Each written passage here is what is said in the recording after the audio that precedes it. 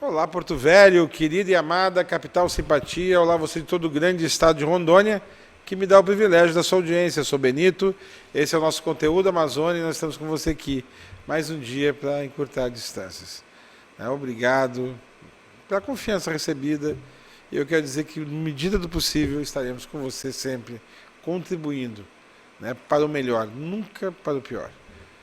Mas para começarmos ainda melhor, porque melhor é assim mesmo, eu evoco agora aqui aí sobre todos nós as bênçãos e a presença de Deus. Que o grande arquiteto do universo sempre nos dê mais justiça, paz, perfeição, luz, força e beleza em tudo que fazemos. Afinal, com quem Deus anda, nunca anda só e sempre anda bem. Atenção, obrigado. Vamos começar o programa. Novidade, programa polêmico. Alô, Alex. Beleza, Alain? Tudo bom, Paulo? Painel político, parceiro de todas as horas, eu ligo, ele vem. Imagina, prazer. Eu ligo aqui, é o seguinte, tu pensou, o outro entra. Tá entendendo? Aqui, tem um bocado de coisa pra gente conversar. Tá tudo bem, a família tá bem? Tranquilo. A LF Imports ainda tá na jogada? LF Imports, não, grande LF Imports, grande parceiro, Léo, que, aliás, é graças a essas parcerias, que a gente consegue aí fazer um trabalho que a gente vem conseguindo fazer, tentando ser o mais independente possível. Um abraço pro Léo, que sempre acompanha também o programa quando a gente está por aqui, E a LF mas que hoje ele acompanha, viu? Viu, Léo? Você tá ganhando propaganda que eu não sou o Alex, você pode pagar metade lá do pai, a gente negocia. LF Portes, quem mais? A gente tem a LF Portes, tem vários escritórios de advocacia aqui que trabalham com a gente também, que dão esse suporte, dão esse apoio. A gente faz área de consultoria, Sindicato não. A gente tem... Não, mas sabe que eu tenho, pelo meu histórico, eu consigo me dar bem com esse tipo. Com sindicatos. Sindicatos hoje, rapaz, eles estão numa situação bem complicada, porque eles se fortaleceram muito durante a década de 80, em função de todas as lutas que tiveram, isso é indiscutível. Mas depois que o PT chegou no poder, o PT conseguiu desarticular tudo que ele tinha articulado. Então, hoje em dia, para você ter uma ideia, as greves hoje, elas não afetam tanto quanto elas afetavam no passado, e você não vê mais as lideranças sindicais na rua, como você via no passado. Um passado bem recente, inclusive, eles estavam fazendo confusão em porta em praça, em frente ao Palácio de Governo, enfim, faziam todo tipo de barulho, e hoje em dia você vê que os sindicalistas eles se tornaram burocratas, em sua grande maioria eles ficam dentro dos sindicatos ali, que viraram uma espécie de feudo também. A maioria desses sindicatos hoje não existe uma alternância no comando deles. Tem sindicato aí que está sob domínio de grupos há 20 anos, 30 anos, que é um absurdo. A CUT, o Itamar, o Itamar, o Munral, o Ser Eterno. Exatamente. E aí é o meu hoje, viu? E outros, E outros aí que a gente... Isso falando no âmbito de Rondônia, Nós temos esse cenário que se repete aí em todo o país, O que é lamentável. A gente vê hoje essa situação sindical no Brasil extremamente burocratizada. Os trabalhadores não têm voz, não conseguem fazer, de fato, a pressão necessária para conseguir obter as suas pautas, atender as suas pautas de reivindicações. Eu estou vendo agora essa greve dos bancários, por exemplo. Eles têm uma pauta imensa de reivindicações, são mais de, 20 itens, e certamente eles não devem avançar muito como normalmente acontecia no passado, o que é muito triste. Tá, o telefone tocou bem na hora aqui. Programa ao vivo aí, essas coisas. Tá, eu não chamei nem a vinheta, deixa eu chamar a vinheta. Vou começar pelo Sintela Pauleira. Por favor, a minha vinheta, porque eu esqueci da vinheta, cara. Por favor.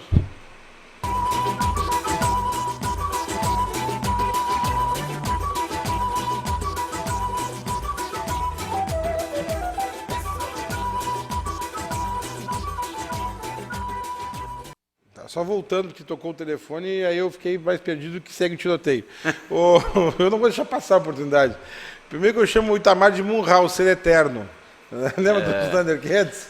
Pois é, então, a gente estava falando a respeito do... Tá na minha coluna que estava no ar hoje, né, durante o dia, agora já trocou, mas eu falava a respeito da ausência do Sintero hoje em relação à educação em Rondônia, né? Eu estava vendo uma postagem do governador essa semana, ele falando sobre os avanços, a tentativa dele de melhorar a educação em Rondônia, e tinha uma enxurrada de comentários dos apaniguados do governo, elogiando, dizendo que a educação em Rondônia é a melhor do mundo, que está tudo certo, que está tudo uma maravilha, que não falta nada. E eu não consigo entender porque na semana passada eu mesmo publiquei uma manifestação de alunos do Risoleta Neves, sabe? As crianças não estão conseguindo assistir aula em função do calor, porque é muito quente. Imagina tarde. Agora você imagina à tarde, quem entra no colégio 1h30 da tarde, ficar numa sala fechada com outras 40 pessoas, sem ar-condicionado.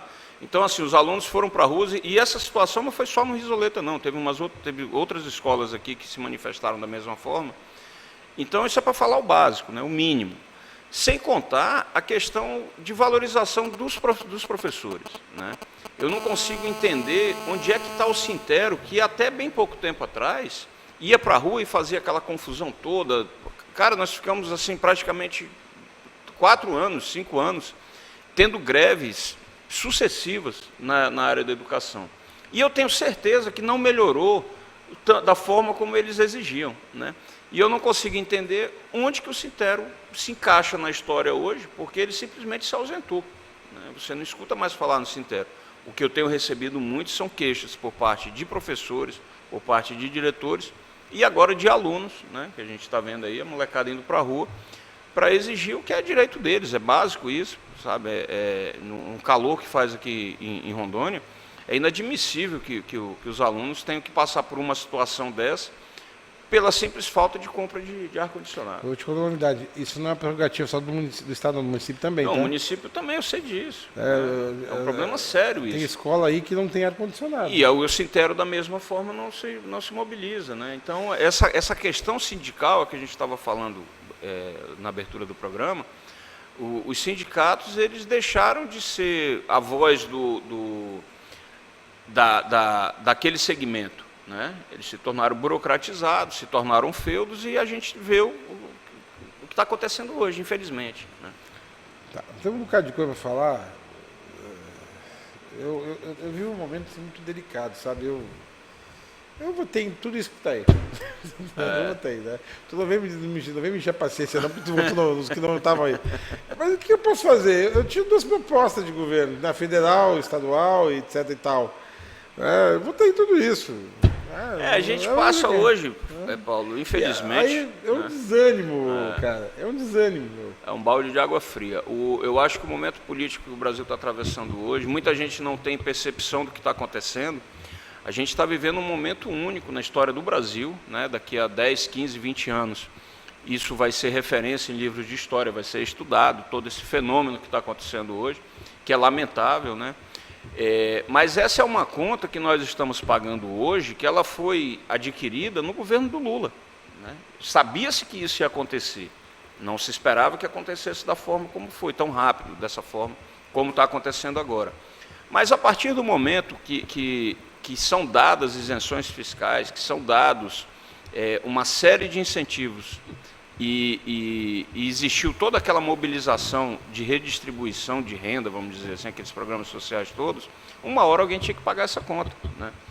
O Ivo Cassol, ele fez um discurso recente no Senado, que eu achei brilhante, o que é muito difícil, né?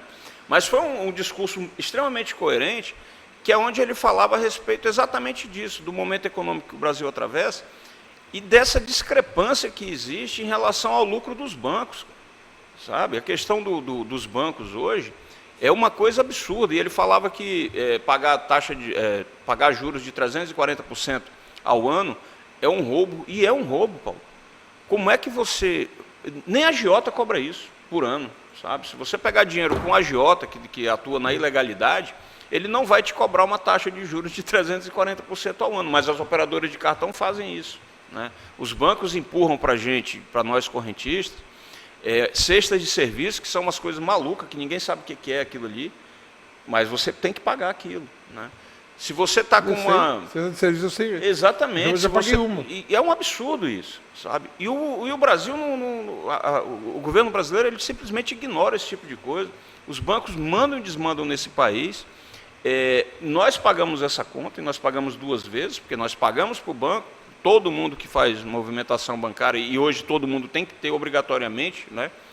Você não consegue fazer quase nada hoje sem um aval bancário, e a gente está pagando essa conta. A gente paga juros extorsivos aos bancos, pagamos impostos extorsivos ao governo, e assim, nós estamos chegando num ponto, a sociedade brasileira está chegando no limite, que não tem mais o que fazer, cara. Você se vê desesperado e ao mesmo tempo, essa crise moral, ética, enfim, a gente está num balaio de gato. Quem investiga é tão sujo quanto quem está sendo investigado, né? Você vê essa situação envolvendo o Cunha, Aécio Neves, Lula, Dilma, não escapa ninguém, né? Sabe, cara, mas bem feito a minha cara, sabia? Sabe, não, é ruim pra sabe todo por quê? mundo, Assim, né? Não, é bem feito a minha cara, porque assim, ó, eu sabia que ela era assaltante de banco, mas entre ela e o dito playboy traficante, eu fiquei ficar com ela. Pois é. Mas olha as escolhas que o universo me trouxe. Tá me E assaltante entendendo? de banco, ela passou a madrinha dos bancos, né? Agora Não, faz tudo que banco quer. Inclusive, tá a equipe bom. econômica dela foi indicada pelos bancos. Mas não adianta nós falar da Dilma e companhia, que aquilo não vai mudar nada. Não vai ter impeachment, não vai ter nada. Esse é o problema do Brasil, né? As pessoas se habituaram a esse não vai dar nada e também ninguém faz nada. Então você vê assim, eu acho que o brasileiro ele perdeu um grande momento na história desse país, que foi naquelas manifestações de 2014, de julho, quando as pessoas foram para as ruas de fato, e naquele momento a classe política sentiu medo. Quando Brasília foi invadida, aquela manifestação, que era o povo na rua de fato, aquilo deu medo. Deu tanto medo que eles aprovaram uma lei antiterrorista, fizeram e aconteceram. A mídia bateu muito pesado na história de que manifestação é uma coisa de família, que tinha que ir com criança, que não sei o quê, porque eles sentiram a pressão, né? Mas no Brasil, como sempre, as pessoas preferem ficar em casa, falando que não vai dar nada. E, de fato, se ninguém for para a rua, se ninguém for para o Congresso, se ninguém for cobrar dos seus representantes legítimos, que foram eleitos para isso, não vai dar nada mesmo, sabe? Eu acompanhei ontem o julgamento das pedaladas fiscais lá do Tribunal de Contas, que é o start para que seja aberto o processo de impeachment, mas isso é uma coisa que depende do Congresso, né? E o Congresso só vai fazer alguma coisa se houver, de fato, pressão popular. O Congresso só funciona na base da pressão. Na base da porrada. Né? Então, assim, se for esperar, realmente não vai dar nada. Olha, o movimento pró-impeachment, por exemplo, que estava colhendo assinaturas na internet, ao longo desse tempo todo, desde que foi dado início, tem 1.400.000 assinaturas, num universo onde 40 milhões estão reclamando da Dilma, 50 milhões, 60 milhões, por que esse povo não vai assinar essa lista, então? Estão nem aí. Né? Então, assim, como é que se você quer dar um impeachment num presidente com 1 milhão de pessoas num país que tem 200 milhões de habitantes? Tem alguma coisa errada, Paulo, sabe? Mas a culpa é nossa, cara. Exatamente. O político corrupto não tem outro lugar lugar de onde sair que não um povo corrupto. Por causa dessa mentalidade de que não vai dar nada. E não vai dar nada mesmo. Se não houver pressão, se não houver uma indignação real, sabe? As pessoas não se indignam mais. No Brasil tudo vira meme de internet, agora é piadinha de Facebook. Sabe? E é isso que é irritante. Eu quero pegar esse gancho. Eu disse esses dias numa reunião que eu estava, terça-feira, que não dá mais, porque a coisa da Dilma fugiu do nosso controle agora. Está no controle do Congresso, etc. E tal, e ninguém vai mais para a rua, porque ninguém aguenta mais aquilo. Mas nós temos uma opção. Já que ninguém vai fazer, eu digo, você não vai fazer porque a gente já sabe que não vai fazer. Não é que a gente não queira fazer. Mas eu e você somos dois, e tem mais uma meia dúzia do outro lado me assistindo. Agora, o município. Vamos mudar o município. Ano que vem é eleição de município. E o que está pintando aí... Pois é o pior dos cenários, né? Porque então, você não tem tanta opção também. Justamente, eu vou tratar isso agora, deixa eu só chamar um parlatório, Porque vou usar um parlatório que eu tenho aqui, que não é bem, mas é da pessoa para chegar no contexto. Vamos lá, tá? vamos assistir. Aquele do Ribamar, Araújo, tá aí? Solta ele para mim, por favor.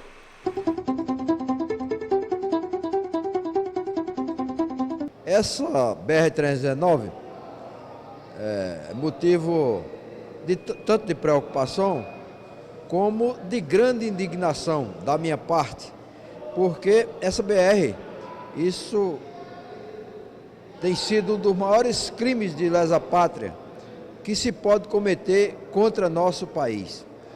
Infelizmente, essa BR prova que interesses particulares e interesses de pequenos grupos ainda prevalecem sobre os interesses da coletividade e os interesses da maioria. Essa BR já foi toda asfaltada e houve um grande crime de lesa pátria na mudança do regime militar para o regime civil, na presidência ainda desse ex-presidente Sarney. Eles destruíram essa estrada. Chegou ao desplante de dinamitarem trechos intactos, de asfalto intacto, exatamente para atender interesses de empresas de navegação aqui do estado do Amazonas.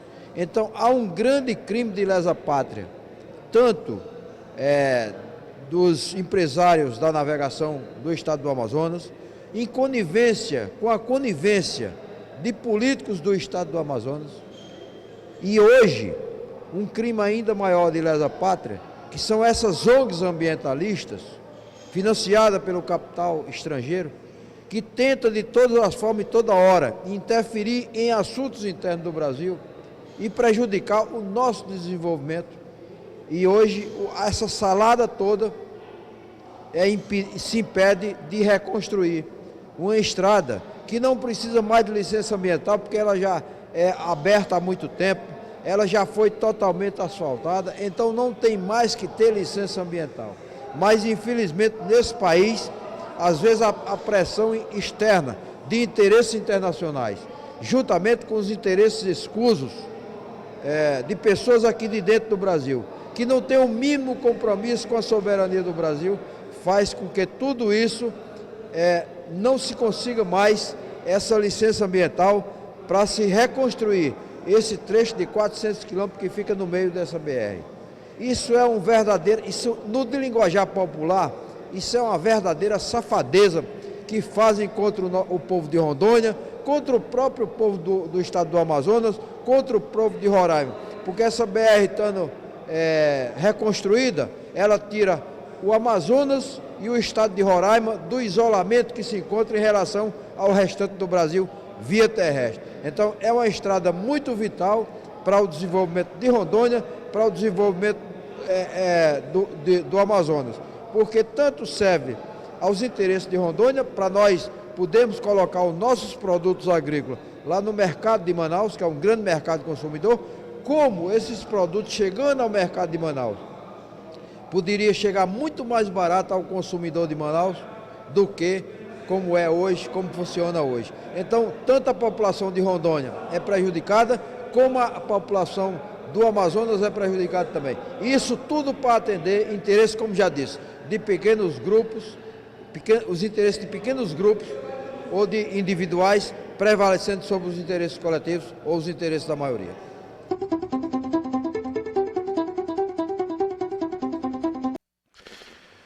Tá. Lá vou eu. Ribamar Araújo. Eu estou no ninho do PT desde o dia que entrou. Ele quer ser candidato a prefeito de todo jeito. E o PT, pelas birras, aquelas pirraças, aquelas coisas que tem desde a época do Roberto. Desde antes, né? Mas é que eu só posso falar da época da cara. Porque ele entrou naquela época do Roberto. Eles eram amigos e que inimigo. A questão é a seguinte, ó. Ele vai ser... Agora, a rede conseguiu o registro e mais um outro partido aí. Ele quer ser e pronto. Aí, entre o mês de março do ano que vem, vai ter a janela. E provavelmente, nessa janela, ele vai embora do partido. E com ele leva junto quem? Ele leva o Bengala, presidente da Câmara dos Vereadores. Por quê? Porque estão juntos. O Bengala ajuda nas duas eleições dele, e ele ajuda nas eleições do Bengala, e aí por aí se vai. Formando o pior caso possível da história do PT no município também. O PT está esfacelado desde a época do Roberto, resolve. Só que aí nós temos uma outra questão acontecendo. Vai enfraquecendo o processo e você tem um PMDB vindo com uma força descomunal.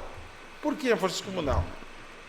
Eu fui puxar pela memória, as encrencas com o PMDB começou quando a Dilma tirou o Ministério da Saúde na virada, foi ano passado, e agora ela devolveu saúde, mas ainda deixou mais 5 ou 6. Alain, o PMDB está mandando em tudo a sua volta. Tá, e vai mandar mais, porque Então, agora com essa... E eu estou achando que eles vão, ou eles vão de vice do Mauro, ou vão sozinho. E se vão sozinho, vão usar a máquina do governo contra o do Estado. E aí, tudo isso eu estou baseando na tua coluna. Aí o Daniel Pereira, que era o Coringa, do ida e volta ao governo do município, está alijado do processo. Então que já tem que encostar ele mais para frente, sei lá. Mas assim, eu estou falando, eu trouxe um monte de coisinha, vou entregar para você, e você vai me falar disso tudo. Você vai fazer o raciocínio lógico disso para mim, vai me contar esse apanhado. PMDB, depois a gente fala no confuso. PMDB para a prefeitura, tá bom?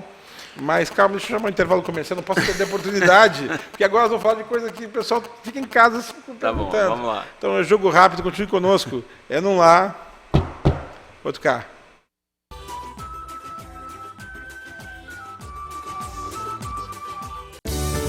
Gordurinha Assados na Brasa. Servindo há 30 anos, a melhor costela e frango assado da cidade.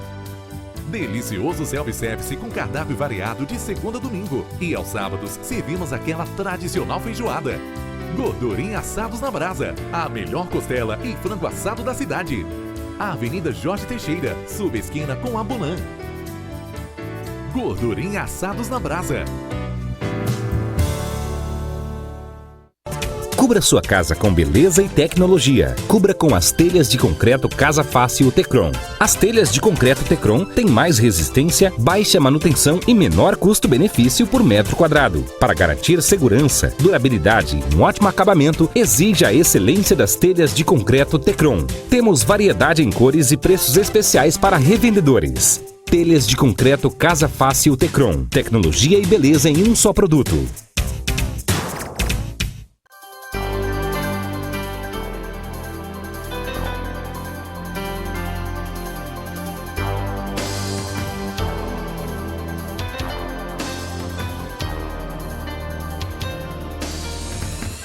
Desfrute do poder da automação residencial.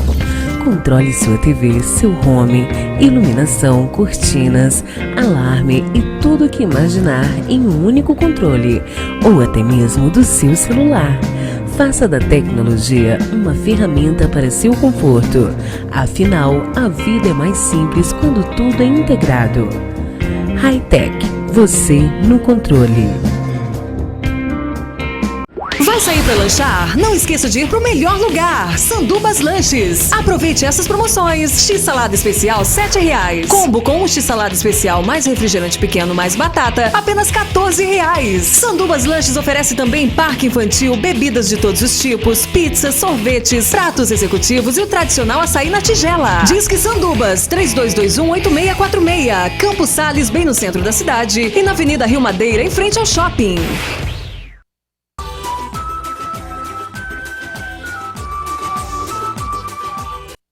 Vamos lá. Alain, PMDB versus Prefeitura Municipal, e o PMDB pode tudo. Tendo em vista, como eu te falei, que o PMDB agora está mandando, e até não duvido daqui a pouco que a Dilma ou o Lula se filhem do PMDB, viu?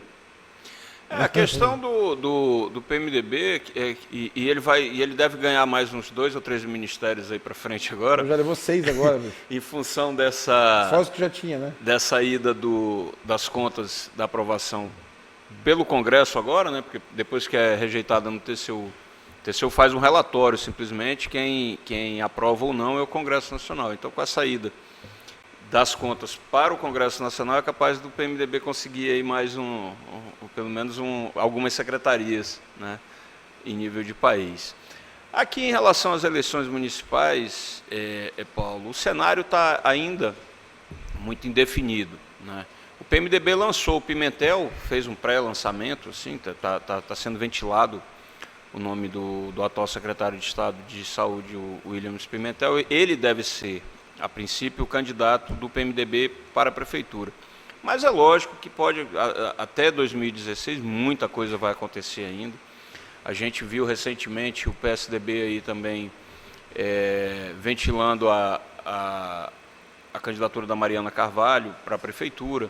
Tem o PTB com o Léo Moraes também, que está aí hoje já se desenhando para uma possível candidatura ano que vem. O PT, que certamente deve lançar alguém, porque eles sempre lançam, né? Independente de ganhar ou não, eles fizeram isso no passado e certamente vão tentar fazer alguma coisa, aí, nem que seja vereador, enfim. E deve participar da composição, provavelmente, de alguma candidatura majoritária. Está muito cedo para fazer previsões em relação a 2016. Honestamente, eu continuo hoje não vendo uma candidatura que consiga superar o Mauro, não porque o Mauro esteja bem ou ruim, a questão não é essa. A questão é que quem está no poder, ele tem toda uma facilidade de uma estrutura que permite ele... É covardia com os outros candidatos, sabe? Historicamente, aí, os candidatos que perderam reeleição, proporcionalmente, foram muito poucos, né? E teve gente aí já em situação bem pior, né, em termos de rejeição, que conseguiu ganhar. Eu, particularmente, eu sou meio pé atrás em relação a pesquisas eleitorais, pesquisas de opinião, mas, enfim, elas norteiam, né, elas não estabelecem uma verdade, elas simplesmente te dão um suporte para você se orientar mais ou menos ali naquele momento. Então, assim, política muda muito, a questão toda ela é muito rápida, né? O que é uma certeza hoje, amanhã deixa de ser. Então, eu acho que está muito cedo para a gente fazer qualquer tipo de projeção.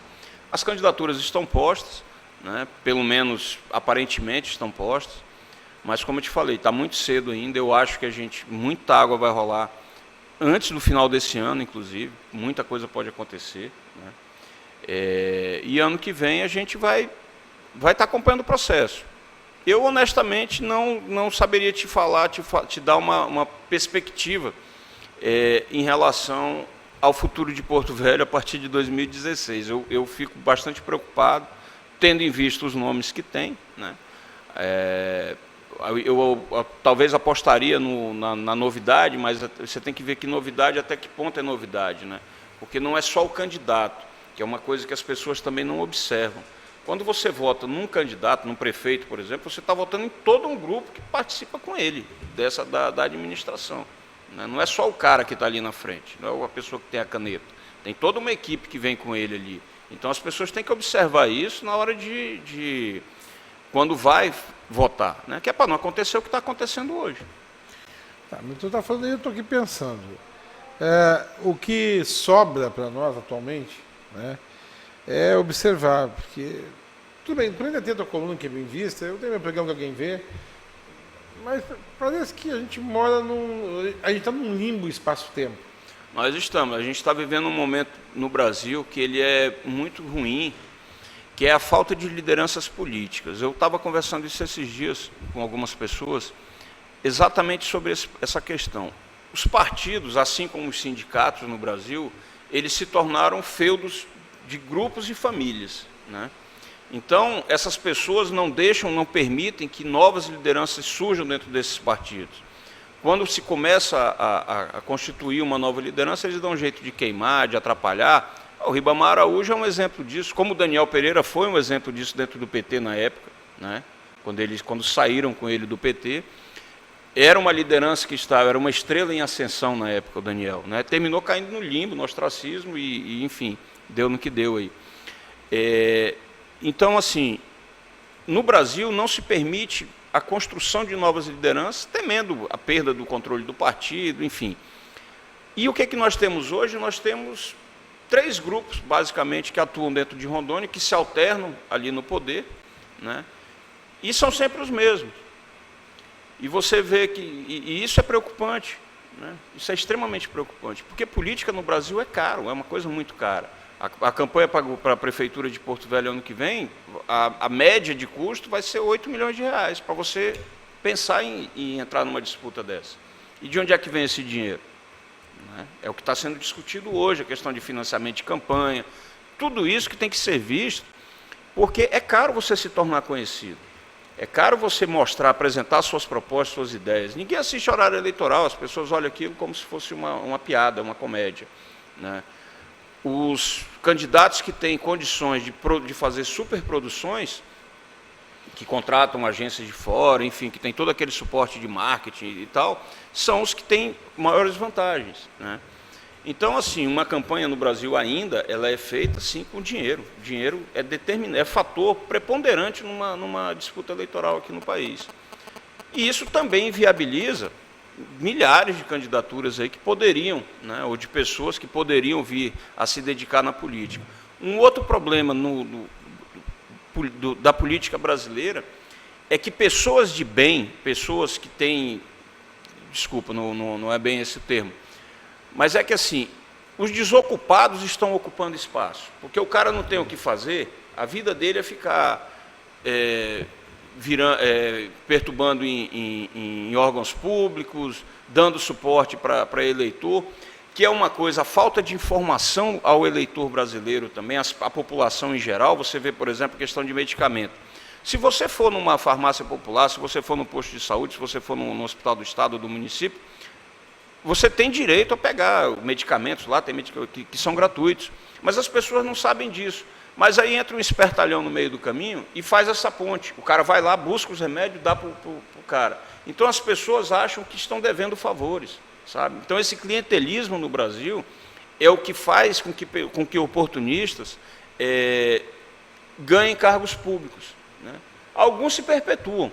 Outros têm uma vida relativamente curta na política, ou uma vida média na política. Enfim, nós temos vários exemplos aqui em Rondônia mesmo, de quem já foi deputado estadual, que hoje está no ostracismo, de quem já foi grandes nomes aí, que poderiam ter sido, né, grandes nomes do passado, que eram estrelas em ascensão, e que caíram hoje no total ostracismo. Então, assim, o cenário político brasileiro ele é muito ruim, cara. Você não tem alternativas. E isso que deixa a gente extremamente preocupado, né, e estarrecido. Eu sei por mim, não tem alternativa para a próxima eleição. A questão do partidarismo no Brasil, eu acho que a gente devia poder ter candidaturas avulsas também, sabe? Essa questão, os partidos no Brasil, eles são um problema sério. Problema seríssimo no Brasil, né? No Brasil. É incrível isso. Nós temos uma proliferação, cara, tem, eu acho que, sei lá, 40 partidos hoje no país, né, que dominam mesmo 3 ou 4, o restante são meros coadjuvantes, com aquele discurso de ser representação, que não sei o quê. Enfim, a gente não tem ideologias partidárias, né? As ideologias partidárias, elas se perderam há muito tempo. Essas siglas de partidos hoje, republicano, progressista, isso é balela, né? Não trabalhista, nome, né? É balela, não tem, eles não têm políticas, não conduzem suas políticas para esses segmentos aos quais eles deveriam representar ou aos quais eles são nominados para isso, né? Então isso é muito preocupante. Eu acho que a gente está num momento assim, atípico, né, na história do Brasil, e a curto prazo eu não consigo visualizar uma luz no fim desse túnel, né? Nós vamos continuar com os Sarneys, com os Renans, enfim, com os que a gente tem por aqui, Cassol, Raup e por aí vai, né? Não tem muita opção. Expedito Júnior, Confúcio Moura, é o que tem, né? O cardápio, quando você olha o cardápio de candidaturas, sejam elas municipais ou estaduais ou mesmo federal, você fica assustado, sabe? Porque os nomes que são postos são sempre os mesmos. Hoje o que impede um sujeito de ser candidato é a lei do ficha limpa. Para você ter uma ideia, o brasileiro precisou que o Estado proibisse ele de votar num pilantra. porque senão ele vota no pilantra. Entende? É uma coisa absurda no Brasil. E aí fica todo mundo reclamando de prefeito, de governador, de presidente da República, ora bolas. Então não vota no cara. Sabe? É uma incoerência total. O sistema político brasileiro ele é incoerente, o eleitor brasileiro é incoerente. Isso é muito preocupante. Agora, então, eu vou falar de governo do Estado. Deixa eu só chamar um parlatório, o menor que tiver aí antes. Tá? Pode chamar aí. Né? E eu quero que você fale, porque o Confúcio perdeu de 4-3 aqui e deu de 7-0 lá em cima. Espera, eu vou chamar o parlatório, pô, pelo amor de Deus. Tá? Eu, por favor, nosso parlatório.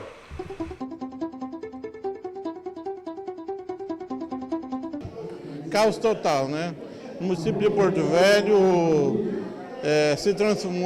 se instalou o caos no município, o sistema de transporte no município de Porto Velho está totalmente quebrado, está, de certa maneira, está esfacelado.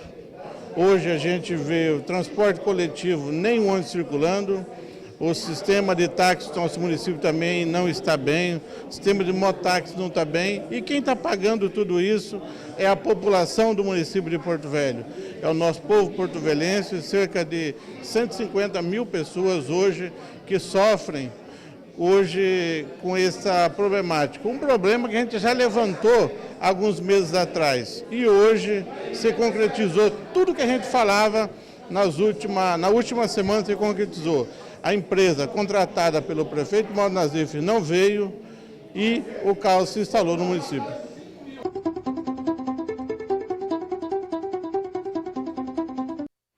Tá bom, agora você fala do seu amigo Confúcio Moura. Então, foi 4-3 aqui e 7-0 lá no TSE. Mas aquele julgamento do TSE, o Paulo, na verdade não dá nem para levar a sério aquilo. Né? Eu comecei a assistir, eu vi a sustentação oral dos advogados de defesa do governador, que não falaram absolutamente nada.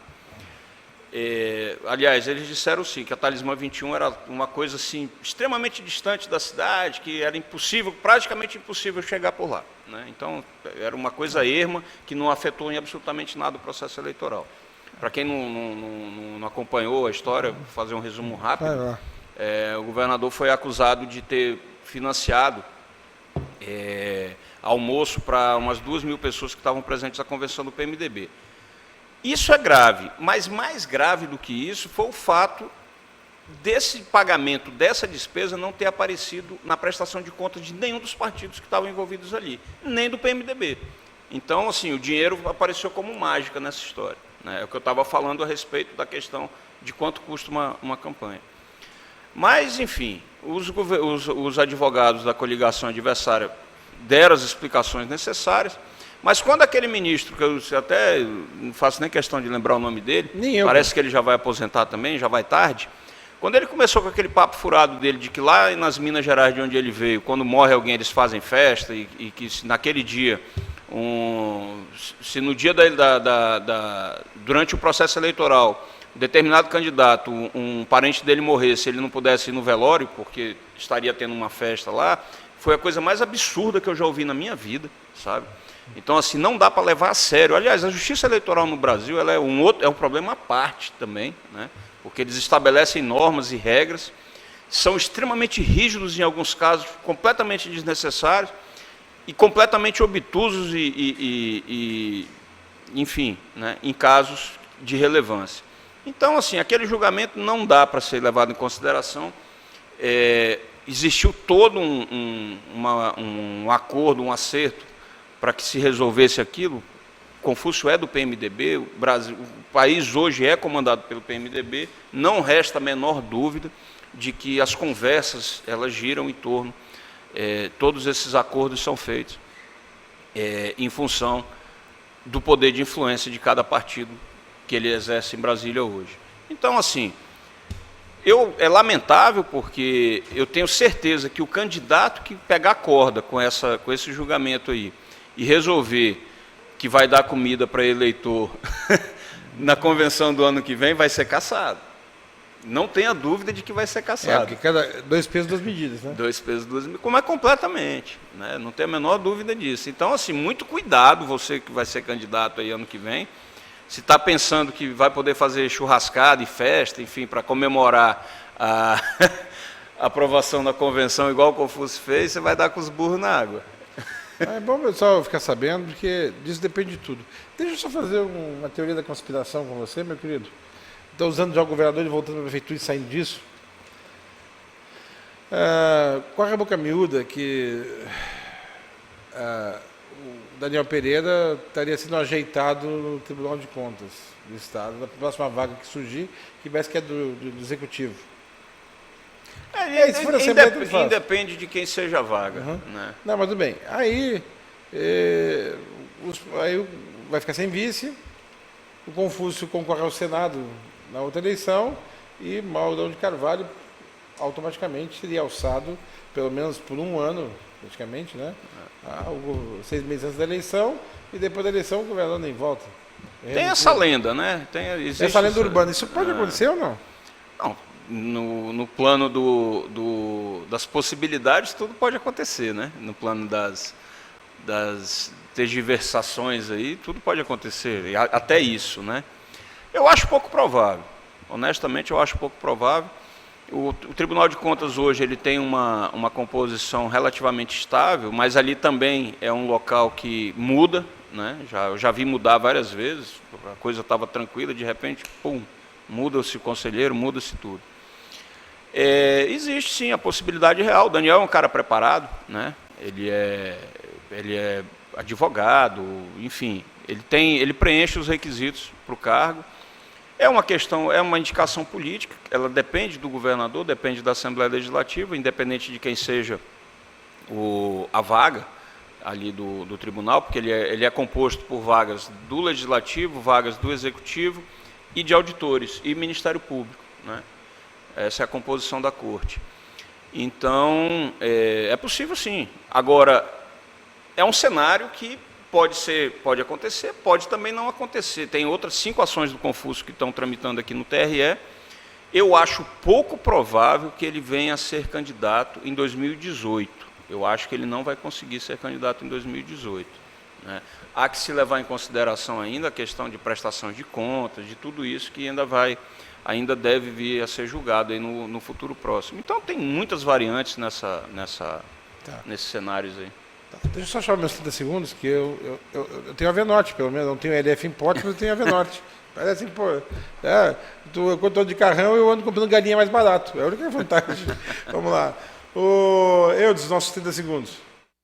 Olá, tudo bem? Hoje eu estou aqui para falar com você que se preocupa com a qualidade na sua mesa, lhe apresentando os nossos produtos, Vale Sul e Avenorte. São produtos que chegam fresquinhos à sua mesa. E por quê? Porque são produzidos em Rondônia, geram emprego e renda para a nossa gente. Então, não perca tempo com outras marcas, valorize o que é nosso, saboreie o que é nosso. Avenorte e Vale Sul, 2 marcas da Globo Aves, que você encontra no supermercado perto de você. Bom, sim, segue. Então, eu estava vendo esse lance da Avenorte aí, eu lembrei da Prime, né, cara, que é parceira nossa também. Aliás, o pessoal que curte aí um corte de cordeiro, de Angus, aquele boi australiano, né, que é uma carne muito boa. Tem que fazer uma visita ali na Prime, que também tem uma adega bacana, viu, cara? Vale a pena a visita. A Prime, para quem não sabe, fica ali na Jorge Teixeira 2773. Onde fica isso? Perto de onde? Fica ali perto ali mais ou menos perto do próximo Avan ali, um pouco antes, do lado esquerdo. Já sei, passando gordurinha. Isso, passando gordurinha. Passa bastante gordurinha. O gordurinha, onde tem um almoço a R$15, self-service, você come à vontade, show de bola, como lá há 6 anos. Gordurinha. Passou a gordurinha, só que é do outro lado da rua. É do outro lado, mas a Prime é do lado esquerdo. Exatamente. Beleza, viu? Como a gente se entende, os mexãs. Vai lá, você tem 1 minuto para falar aí Então, a gente tem a Prime lá com a gente, cara. O anuário, em função da crise econômica que a gente está tendo aí, a gente deu uma mudada no layout do site, né? Isso é muito importante, porque foi todo um trabalho que a gente vem fazendo já há bastante tempo na questão dos mobile, do acesso móvel, né? Hoje ele está otimizado para o acesso móvel, então, que é o nosso maior foco, né, é o nosso maior público. Então é muito bacana aí acessar o painel político. Hoje você acessa por qualquer dispositivo móvel, ele está otimizado para isso, então está bem bacana. Vale a pena a visita, painelpolitico.com. A gente está aí agora com formato mais de blog, então notas mais curtas e tal, porque a gente percebeu também que textos muito longos as pessoas leem à noite, costumam ler à noite, né? Então para o dia a dia é mais fácil você trabalhar com notas curtas. Então está bem legal, vale a pena a visita, o feedback também é muito importante, né, por parte dos leitores, que graças a Deus a gente vem conquistando aí cada vez mais, né, um público bastante segmentado, porque normalmente o brasileiro não gosta de discutir nem política, nem futebol, nem religião, né, acha que termina em confusão. Mas eu acho que política tem que ser discutido sim, que é graças a discussões políticas que a gente pode tentar melhorar, né, a nossa vida aí de todo mundo. Enfim, então vale a pena fazer a visita no painel político, lá a gente está aí nessa batalha aí já tem um tempo. Agradecer de novo nossos parceiros, né, o Léo lá da LF Importes, que está com a gente aí já há bastante tempo, que ele acredita nesse trabalho, né, é um cara que é parceiro mesmo. O Gustavo Serbino lá da Prime, que também tem dado um suporte muito bacana para a gente, é um cara empreendedor, está aí com o negócio dele aí que está há pouco tempo, mas vem despontando nesse segmento. Então, assim, é muito importante que os nossos leitores, que vocês que são nossos leitores aí, prestigiem, participem, né? E, enfim, um abraço para o pessoal dos grupos de WhatsApp, que eu não posso deixar de cumprimentar. Dá tchau, porque já acabou o tempo, vamos lá. E um abraço para minha mãe e para meu pai, para você, como diria. Tá, fica na moral. Tá? Não tem mais tempo, ele estourou todo o tempo, quero agradecer aqui a sua audiência, quero dizer que você me encontra aqui no próximo programa com certeza, daqui uns dias ele volta, e que o Grande Arquiteto Universo continue cobrindo a todos, com sua luz, sua vida e seu amor, e foi um privilégio ter estado com vocês. Até lá.